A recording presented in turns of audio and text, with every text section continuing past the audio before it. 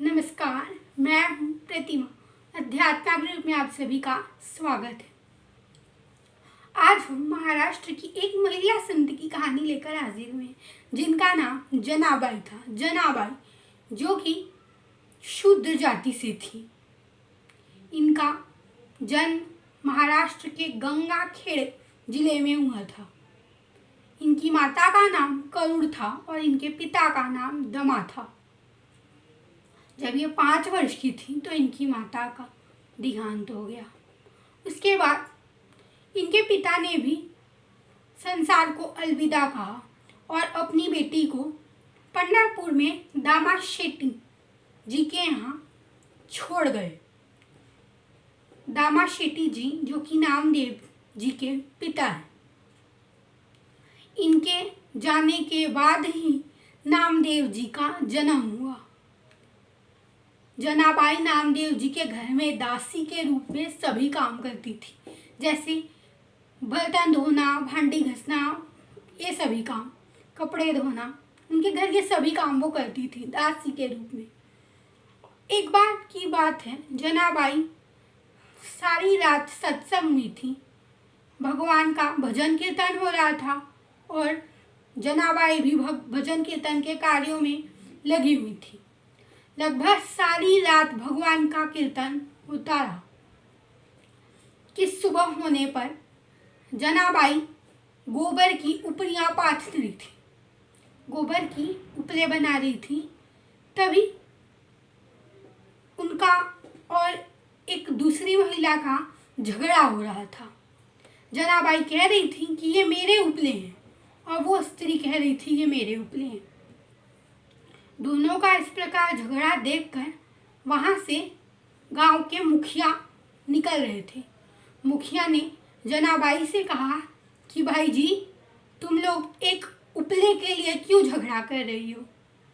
जनाबाई ने कहा कि ये मेरे उपले हैं, पर ये कह रही हैं ये मेरे हैं, मुझे यकीन है ये मेरे हैं। तो जो गांव के मुखिया थे, मुखिया ने कहा कि तुम दोनों में से जो जिसके भी उपले हैं वो अपना उपला पहचान सकती है। तो जनाबाई ने कहा मैं अपना उपला पहचान सकती हूँ, क्योंकि मेरे उपलों के अंदर से विट्ठल भगवान के भजन सुनाई देते हैं। अब लोग हंसने लगे, पर मुखिया ने जनाबाई की बात मानते हुए उपला उठाया और अपने कान के पास लगाया। जैसे ही वो अपने कान के पास लगाए, वैसे ही उपलों के अंदर से भगवान विट्ठल के भजन सुनाई दे रहे थे। मुखिया ने कहा ये जनाबाई के ही उपले हैं।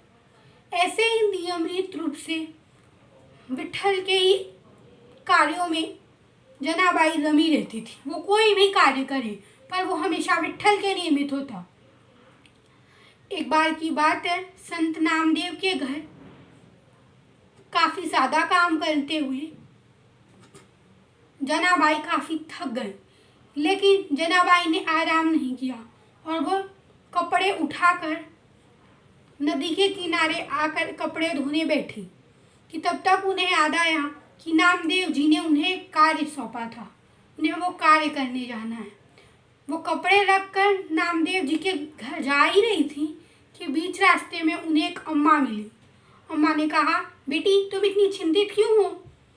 तो जनाबाई ने उनसे कहा, मुझे एक तो कपड़े धोने हैं, पर संत जी ने यानी नामदेव जी ने मुझे एक ज़रूरी काम दिया है।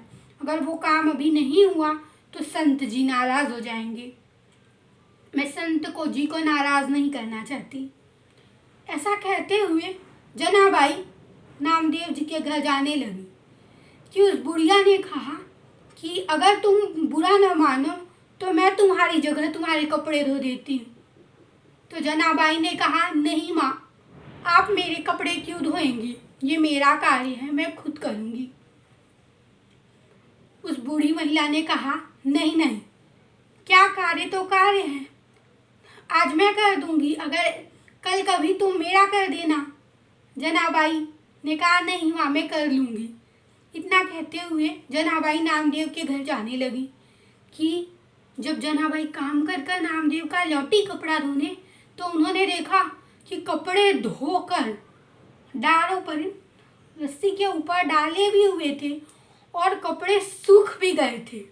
उनमें इस्त्री का भी काम जैसे हो गया हो, ऐसे कपड़े कड़क कड़क हो गए थे जैसे धोबी ने धोए हों।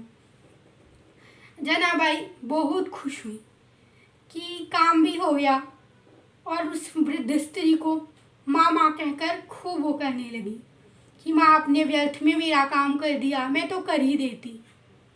तो उस स्त्री ने कहा, नहीं बेटी, ये मैं तो सभी के लिए कार्य करती हूँ, केवल तुम्हारे लिए ही थोड़ी कर रही हूँ।